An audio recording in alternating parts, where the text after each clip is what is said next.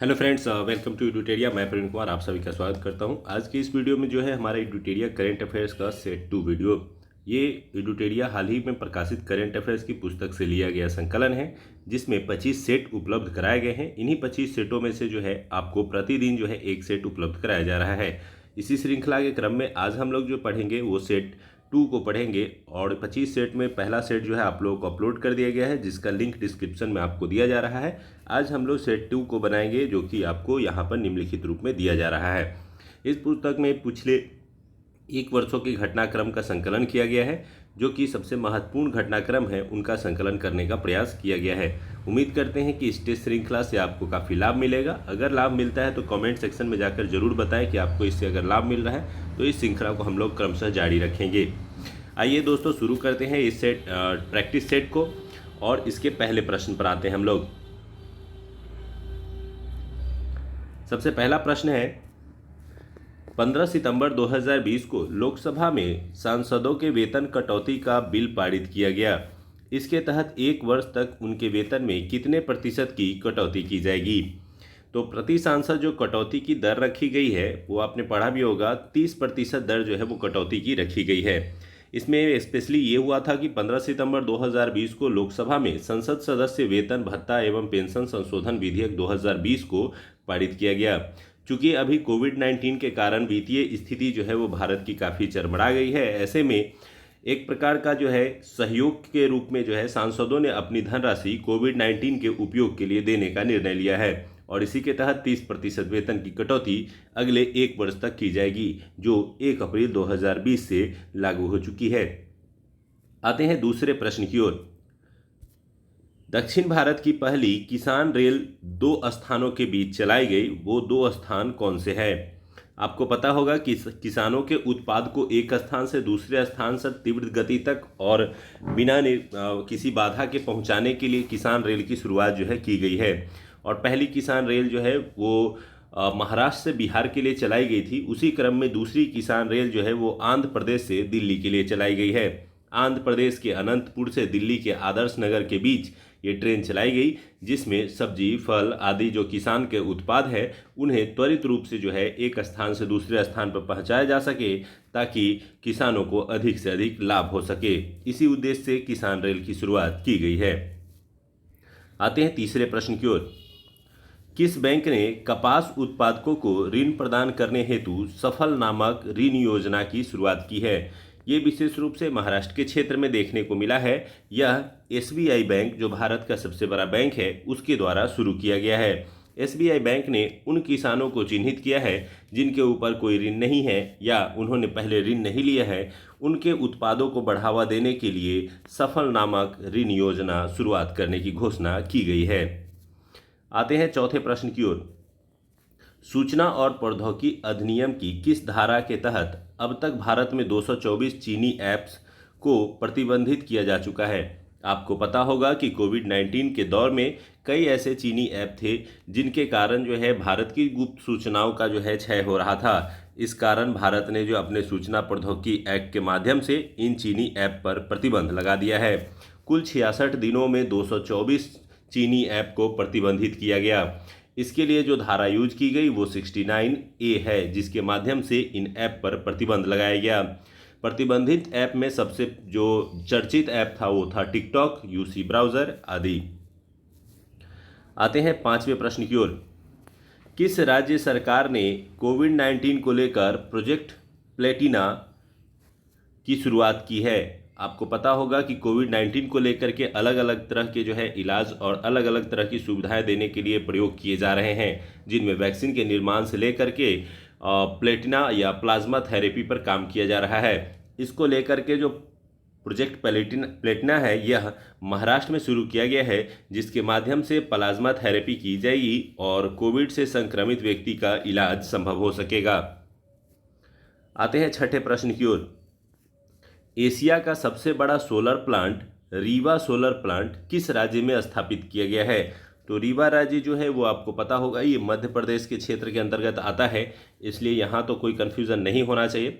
इसका जो सही उत्तर जो और कुछ विशेष पॉइंट देखें तो ये 1590 एकड़ में जो है ये प्लांट लगाया गया है और लगभग 750 मेगावाट बिजली जो है यहाँ से उत्पादित की जाएगी। तो ये उत्पादन की क्षमता रखने वाला ये सोलर प्लांट एशिया का सबसे बड़ा है, इसको याद रखेंगे। ये सबसे महत्वपूर्ण होगा कि एशिया का सबसे बड़ा सोलर प्लांट जो है वो रीवा सोलर प्लांट है। आते हैं 7वें प्रश्न की ओर। जून 2020 में माइकल मार्टिन किस देश के नए प्रधानमंत्री चुने गए हैं? तो चर्चा में रहे ये माइकल मार्टिन जो है वो वास्तव में आयरलैंड के प्रधानमंत्री चुने गए हैं, जहां गठबंधन के तहत उनकी सरकार बनी। और माइकल मार्टिन का संबंध जो है वो फियान फेल पार्टी से है, तो ये याद रख सकते हैं, ये आयरलैंड के प्रधानमंत्री चुने गए हैं। अब आते हैं नेक्स्ट पॉइंट की ओर, 8वें प्रश्न की ओर। किस राज्य में 150 से अधिक लाइकेन प्रजाति के साथ भारत का पहला लाइकेन पार्क स्थापित किया गया है? ये एक्चुअली लाइकेन जो है वो कवक होते हैं और एक प्रकार का वनस्पति भी कहलाते हैं। तो इनको कवक के लिए एक कवक पार्क या लाइकेन पार्क की जो शुरुआत की गई है ये उत्तराखंड में की गई है। उत्तराखंड के मनियारी जगह में जो है ये इसका शुरुआत किया गया है और यहाँ पर लगभग 150 से अधिक प्रजाति वाले लाइकेन देखने को मिलते हैं। वास्तव में इन्हें जो स्थानीय क्षेत्रों में पत्थर के फूल भी कह करके संबोधित किया जाता है और लाइकेनों के लिए यहाँ पे सबसे उपयुक्त दशा होने के कारण इस प्रकार का पार्क जो है निर्मित किया गया है। आते हैं 9वें प्रश्न की ओर। किस भारतीय अर्थशास्त्री को जर्मन बुक का प्रतिष्ठित शांति पुरस्कार प्रदान किया गया है? तो इस अर्थशास्त्री को आप पहले से ही काफ़ी अच्छे तरीके से जानते हैं। इनका नाम है अमर्त्य सेन, जिन्हें नोबेल पुरस्कार भी 1998 में मिला था इनके लोक कल्याणकारी अर्थशास्त्र के लिए। वर्तमान में इन्हें जो है जर्मन बुक का प्रतिष्ठित शांति पुरस्कार भी दिया गया है। तो ये जो शांति पुरस्कार इन्हें दिया गया है ये सामाजिक अन्याय को उजागर करने के लिए दिया गया है। किस प्रकार से सामाजिक जो है विभाजन के बाद जो है एक प्रकार की आर्थिक अन्याय की स्थिति बनती है, इसको उजागर करने के लिए भारतीय अर्थशास्त्री अमर्त्य सेन को यह पुरस्कार दिया गया है। आते हैं 10वें प्रश्न की ओर। 36वां आसियान शिखर सम्मेलन 2020 कहाँ आयोजित किया गया? आसियान आपको पता होगा कि भारत और भारत से जो दक्षिण पूर्व के देश हैं उनका संगठन है एक, और इनका प्रतिवर्ष जो है 2 बार सम्मेलन आयोजित किया जाता है। इस बार जो है वीडियो कॉन्फ्रेंसिंग के माध्यम से जो है वियतनाम में ये सम्मेलन आयोजित किया गया, क्योंकि कोविड-19 के कारण ये जो परंपरागत रूप से जो बैठक होती थी वो नहीं हो सकी और वीडियो कॉन्फ्रेंसिंग के माध्यम से वियतनाम में इसका 36वां शिखर सम्मेलन आयोजित किया गया। आते हैं अगले प्रश्न की ओर। भारत के बाहर विश्व का पहला योग विश्वविद्यालय किस देश में स्थापित किया जाएगा? तो भारत में गुजरात में योग विश्वविद्यालय स्थापित करने का प्रयास किया गया है और अहमदाबाद में इसका निर्माण हो रहा है, जबकि भारत के बाहर ये पहला योग विश्वविद्यालय जो है वो अमेरिका में खोलने की बात की गई है। इसके जितने भी सदस्य हैं वो चुन लिए गए हैं, अब इसका निर्माण कार्य प्रारंभ होने वाला है। आते हैं 12वें प्रश्न की ओर। हाल ही में किस अंतरिक्ष एजेंसी के मुख्यालय का नाम मैरी जैक्सन के नाम पर रखने का निर्णय लिया गया है? तो इसका सही उत्तर है नासा। और नासा के बारे में आप जानते हैं कि national aeronautics and space administration इसका फुल फॉर्म है और ये अमेरिका की जो है अंतरिक्ष एजेंसी है। आते हैं 13वें प्रश्न की ओर। ई पंचायत पुरस्कार 2020 में किस राज्य को प्रथम स्थान प्राप्त हुआ है? तो आपको पता होगा कि अभी वर्तमान स्थितियों में सभी क्षेत्रों को जो है इंटरनेट से सुविधाओं से जोड़ने का प्रयास किया जा रहा है। इसी क्रम में पंचायतों में भी इंटरनेट बहाल करने के लिए हिमाचल प्रदेश को जो है ई पंचायत पुरस्कार 2020 दिया गया है। हिमाचल प्रदेश ने अपने सभी 3226 पंचायतों को इंटरनेट सुविधाओं से जोड़ दिया है। यही कारण है कि ई पुरस्कार 2020 जो है वो हिमाचल प्रदेश को मिला है। 14वें प्रश्न की ओर आते हैं। 20 जून 2020 को मनाए गए विश्व शरणार्थी दिवस का थीम क्या था? तो इस बार जो विश्व शरणार्थी दिवस का थीम था वो था एवरी एक्शन काउंट्स। तो एवरी एक्शन काउंट्स जो है इसका थीम रहा। और शरणार्थी दिवस क्या होते हैं? तो जो शरणार्थी कहीं शरण लेते हैं उनके प्रति लोगों में जागरूकता फैलाना तथा देशों में उनके प्रति जागरूकता फैलाने के उद्देश्य से ये प्रतिवर्ष मनाया जाता है। नेक्स्ट है 15वां प्रश्न। Invincible A tribute to Manohar Parrikar पुस्तक किसके द्वारा लिखी गई है? तो ये पुस्तक जो है वो तरुण विजय के द्वारा लिखी गई है, लेकिन चर्चा का विषय इसलिए रहा क्योंकि रक्षा मंत्री राजनाथ सिंह द्वारा जो है इसका विमोचन किया गया, इसे जारी किया गया और भारत के ये रक्षा मंत्री भी रह चुके थे मनोहर पर्रिकर, एवं गुजरात के गोवा के जो है वो मुख्यमंत्री भी रहे हैं। इसलिए इनकी मृत्यु के बाद जो है ये पुस्तक लॉन्च की गई है। आते हैं 16वें प्रश्न की ओर। कोनेरू हम्पी का संबंध किस खेल से है? हाल ही में कोनेरू हम्पी जो है वो काफ़ी चर्चित रहे और ये शतरंज खेल से संबंधित है और इनका राज्य क्षेत्र जो है वो आंध्र प्रदेश है। ये ग्रैंड मास्टर है, इसीलिए आप समझ सकते हैं ग्रैंड मास्टर जो है वो शतरंज खेल से संबंधित होता है। आते हैं 17वें प्रश्न की ओर। किस राज्य ने वंदे उत्कल जननी को राज्य गीत का दर्जा देने की घोषणा कर दी है? तो वंदे उत्कल जननी जो है वो ओडिशा राज्य से संबंधित है। हाल ही में जो है प्राकृतिक सुंदरता के प्रतीक वाले सॉन्ग वंदे उत्कल जननी को ओडिशा ने जो है अपना राज्य गीत घोषित किया है। अगर बात करें ओडिशा की तो वर्तमान में नवीन पटनायक वहाँ पे मुख्यमंत्री हैं तथा गणेशी लाल जो है वहाँ के राज्यपाल हैं। 18वें प्रश्न की ओर आते हैं। मई 2020 में किस राज्य के प्रसिद्ध काले चावल को जीआई टैग प्रदान किया गया है? तो ये काले रंग का चावल जो है वो मणिपुर का चावल है और काफ़ी फेमस है। इसे स्थानीय भाषा में इस चावल को चक हाव कहा जाता है और इसका रंग काला जो है वो एंथोसाइनिन एजेंट के अधिक होने के कारण जो है इसका रंग काला दिखाई देता है। यह चावल जो है वो मिष्ठान बनाने एवं पोषक की दृष्टि से महत्वपूर्ण है, इसीलिए इसे जीआई टैग दिया गया है। 19वें प्रश्न की ओर आते हैं। हाल ही में 500 टी20 मैच खेलने वाले विश्व के पहले खिलाड़ी कौन बन गए हैं? तो 500 टी20 मैच खेलने वाले इकलौते खिलाड़ी बन गए हैं किरण पोलार्ड ने जो है 500 टी20 मैच खेले हैं, जो कि अंतर्राष्ट्रीय स्तर से लेकर के जो लीग टूर्नामेंट्स होते हैं उन सभी को मिला करके। और ये किरण पोलार्ड जो है वो वेस्ट इंडीज़ के खिलाड़ी है, तो आप ये याद रख सकते हैं कि ये वेस्ट इंडीज़ के खिलाड़ी है। आते हैं 20वें प्रश्न की ओर।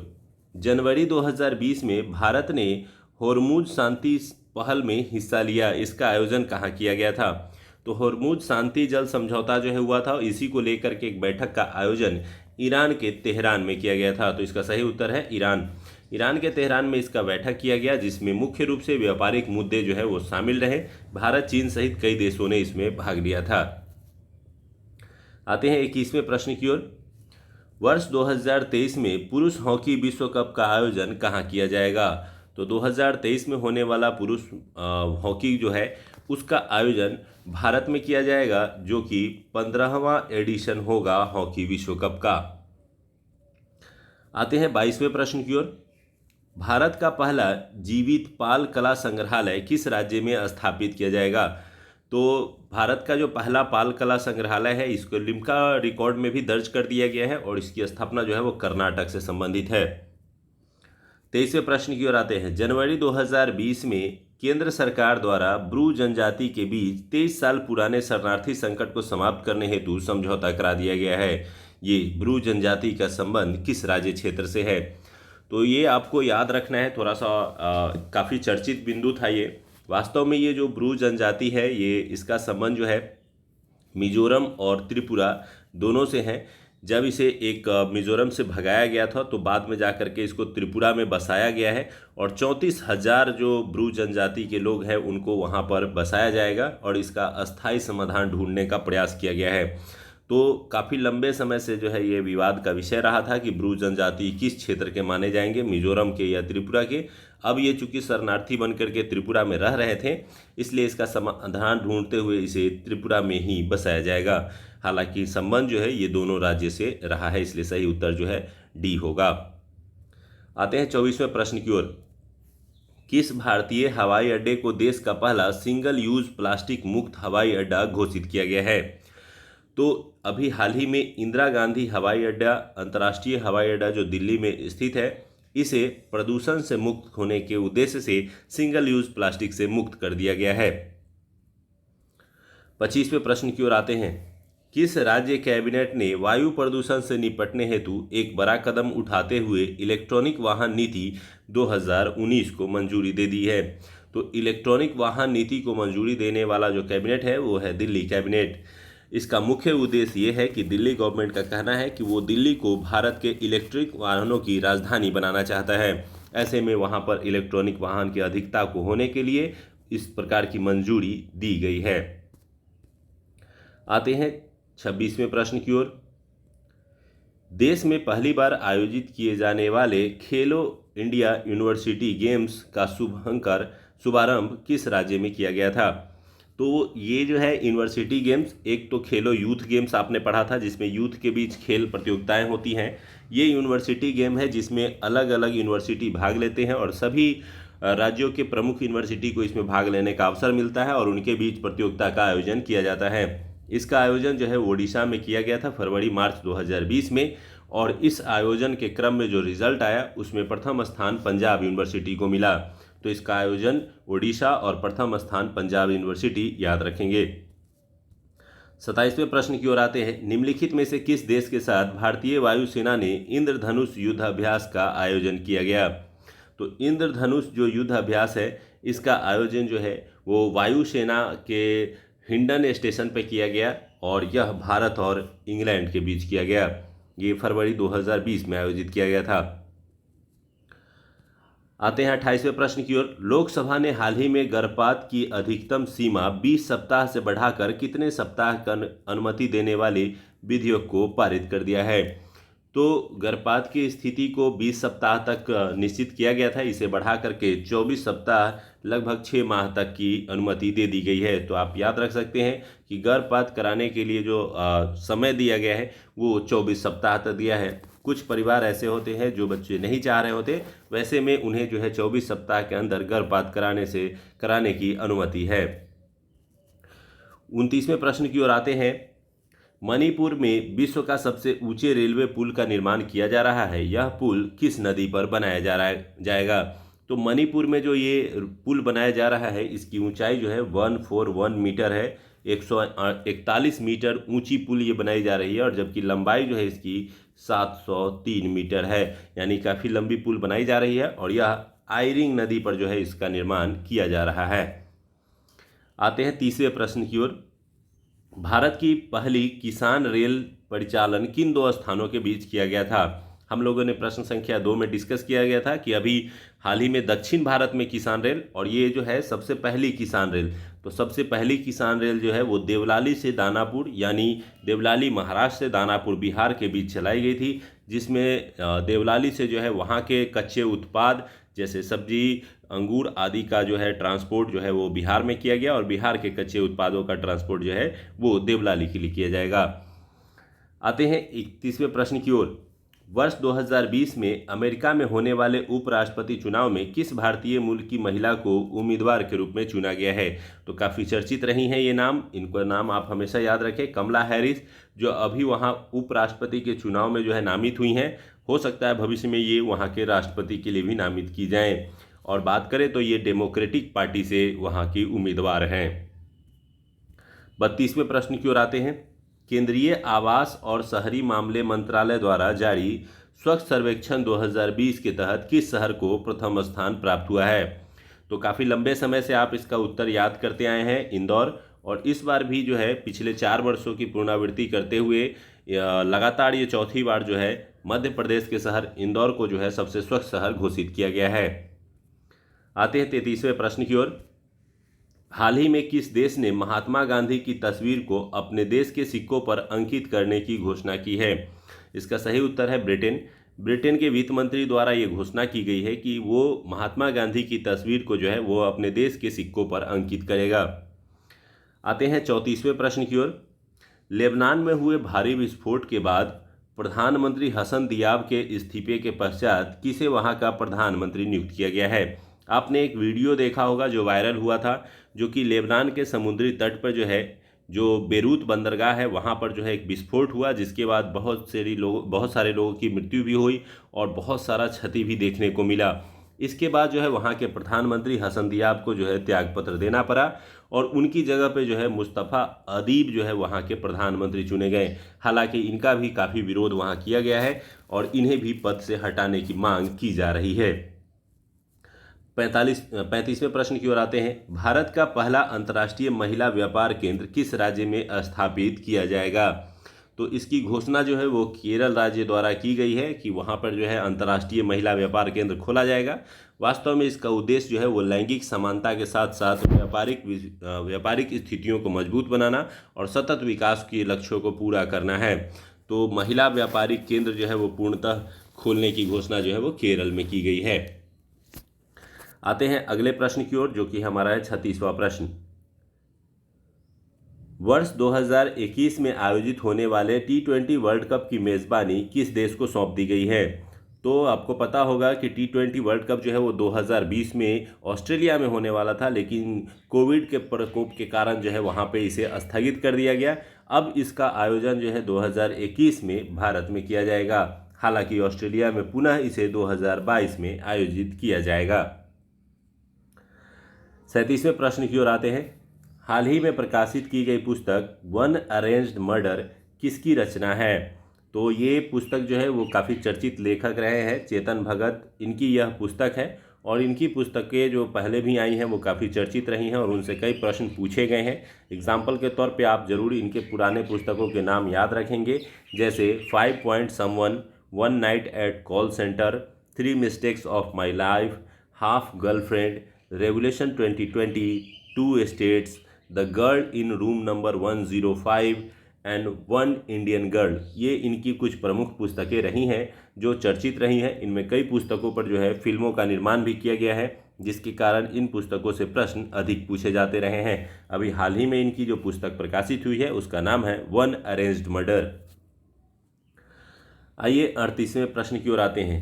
किस राज्य में भारत के सबसे लंबी नदी रोपवे का निर्माण किया जा रहा है? तो रोपवे पुल एक अलग तरह का पुल होता है। इस रोपवे का निर्माण जो है वो असम राज्य में ब्रह्मपुत्र नदी पर किया जा रहा है और ये भारत का सबसे लंबा नदी रोपवे होगा। 39वें प्रश्न की ओर आते हैं। इंडो पैसिफिक क्षेत्र में अर्थव्यवस्था को मजबूत करने हेतु 3 देशों द्वारा त्रिपक्षीय आपूर्ति श्रृंखला लचीलापन पहल की शुरुआत की गई है। निम्नलिखित में से कौन देश इसमें शामिल नहीं है? तो वास्तव में ये जो 3 देशों का लचीलापन सिद्धांत जो शुरू किया गया है, ये भारत, ऑस्ट्रेलिया और जापान के द्वारा शुरू किया गया है, ताकि इंडो पैसिफिक क्षेत्र में जो है अपने व्यापार को सुगम बनाया जा सके। इस त्रिश्रृंखला में इंडोनेशिया शामिल नहीं है। 40वें प्रश्न की ओर आते हैं। फसलों के नुकसान होने पर किसानों को मुआवजा देने हेतु किसान सहाय योजना किस राज्य सरकार द्वारा शुरू की गई है? तो आपको पता होगा कि किसानों के लिए बीमा योजना भी चलती है। उसी प्रकार की एक नई योजना जो है वो किसान सहाय योजना के नाम से यह गुजरात सरकार के द्वारा लॉन्च किया गया है और इसका सही उत्तर है गुजरात। प्राकृतिक आपदाओं की स्थिति में किसानों को उनके मुआवजे के रूप में जो है देने के लिए यह योजना शुरू की गई है। आते हैं 41वें प्रश्न की ओर। हाल ही में किस अरब देश ने पहला परमाणु संयंत्र बराकाह जो है वो उसका परिचालन शुरू कर दिया है? तो इसे ज़रूर याद रखेंगे क्योंकि अरब क्षेत्र में ये पहला परमाणु ऊर्जा संयंत्र है। इसका नाम है बराकाह और ये शुरू किया गया है स्पेशली UAE संयुक्त अरब अमीरात में, और इसका कार्य जो है वो बिजली उत्पादन से संबंधित होगा। इसमें 4 यंत्र लगे हैं, जिसमें से एक को चालू किया गया है, एक रिएक्टर चालू हुआ है और कुल जो यहाँ से बिजली उत्पादन का लक्ष्य रखा गया है वो लगभग 5600 मेगावाट बिजली उत्पादन का लक्ष्य है। यानी अगर ये पूरे संयंत्र चालू हो जाते हैं तो यहाँ 5600 मेगावाट बिजली उत्पादन हो सकेगा। तो आप ये याद रखिए कि UAE वो देश है जहाँ पर पहला अरब क्षेत्र का परमाणु ऊर्जा संयंत्र स्थापित किया गया है। 42वें प्रश्न की ओर आते हैं। कोविड-19 से संबंधित तनावग्रस्त संपत्तियों से निपटने के लिए RBI द्वारा किसकी अध्यक्षता में 5 सदस्यीय विशेषज्ञ समिति का गठन किया गया है? तो कोविड-19 के स्थिति में जो है सुझाव पाने के लिए या तनावग्रस्त संपत्तियों से निपटने के लिए जो एक कमेटी गठित की गई थी वो KV कामत की नियंत्रण में यानी अध्यक्षता में गठित की गई थी। 43वें प्रश्न की ओर आते हैं। कौन सा राज्य स्थानीय लोगों के लिए सरकारी नौकरियों की 100% सीटों को आरक्षित करने वाला देश का पहला राज्य बन गया है? इसका सही उत्तर है मध्य प्रदेश। हालांकि मध्य प्रदेश में पहले भी आरक्षण दी गई थी स्थानीय लोगों को, लेकिन इसको बढ़ा करके 100% कर दिया गया है। कुछ अन्य राज्य भी है जहां 80% तक इस प्रकार का आरक्षण दिया गया है, लेकिन 100% स्थानीय लोगों को आरक्षण देने वाला पहला राज्य बना है मध्य प्रदेश। 44वें प्रश्न की ओर आते हैं। नीति आयोग द्वारा जारी निर्यात तत्परता सूचकांक 2020 के तहत किस राज्य को प्रथम स्थान प्राप्त हुआ है? तो नीति आयोग द्वारा निर्यात तत्परता सूचकांक 2020 के तहत गुजरात को जो है पहला स्थान मिला है, दूसरा स्थान महाराष्ट्र को मिला है और तीसरा स्थान तमिलनाडु को मिला है। तो इस प्रकार से इसका सही उत्तर जो है वो पहला स्थान गुजरात। नेक्स्ट प्रश्न की ओर आते हैं 45। किस राज्य सरकार द्वारा महिलाओं को जरूरत की वस्तु खरीदने के लिए अरुणोदय योजना की शुरुआत की गई है? तो ये जरूर याद रखिएगा, बहुत ही अच्छी योजना है, ये असम से संबंधित है।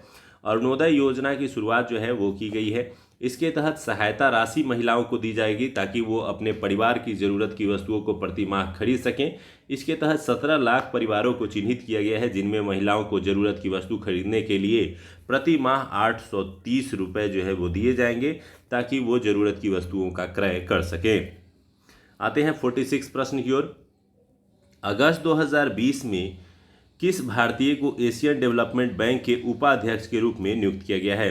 तो एशियन डेवलपमेंट बैंक के उपाध्यक्ष के रूप में चुने गए हैं अशोक लवासा, और अशोक लवासा जो है वो भारत के चुनाव आयुक्त भी हैं। तो इसलिए प्रश्न का सही उत्तर जो है वो अशोक लवासा है और आप इसे याद रख सकते हैं। आइए 47 प्रश्न की ओर आते हैं।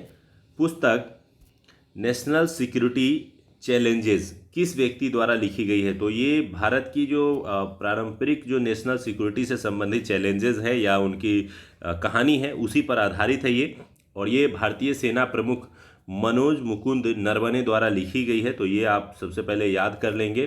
दूसरा, इसकी जो सबसे प्रमुख बात ये है कि 1970 वार जो हुआ था, 71 वार, उसको लेकर के इसमें लिखा गया है ताकि युवाओं में जो है भारत की सिक्योरिटी एवं भारत की जो है सैन्य शक्ति के संबंध में जो है जागरूकता फैलाया जा सके। आते हैं 48 प्रश्न की ओर। हाल ही में चर्चा में रहा बोंडा जनजाति का संबंध निम्नलिखित में से किस राज्य से है?